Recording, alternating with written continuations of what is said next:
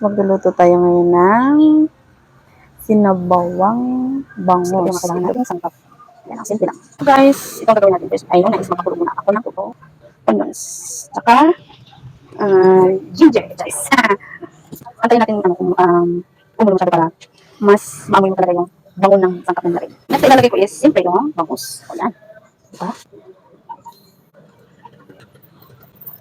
Dami ko lang. So, next natin ilagay ang ketchup. Kaya ang sigaw ng sibuyas. Gamihan ko guys kasi gusto ko talaga yung sibuyas sa sabaw.